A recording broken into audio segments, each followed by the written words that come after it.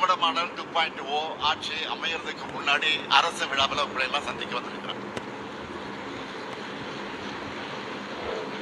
குமரி மாவட்டம் மீனவர்கள் நிறைந்த மாவட்டம். மீனவ தோழர்களுக்காக நம்ம திராவிட மாடல் ஆட்சியில செய்யப்பட்ட சில முக்கிய திட்டங்களை மட்டும் தலைப்புச் செய்தியா நான் சொல்ல விரும்புகிறேன்.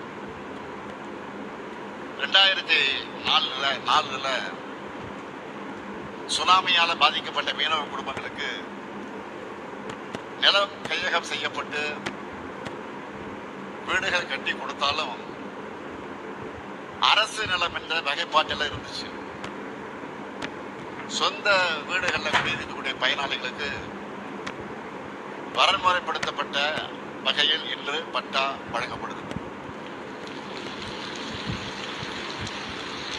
அது மட்டுமல்ல, இன்று கன்னியாகுமரியில் வரலாற்றிலே இல்லாத அளவுக்கு 40,086 குடும்பங்களுக்கு பட்டா வழங்கப்படுவதில் நான் மிகுந்த மகிழ்ச்சி அடைகிறேன்.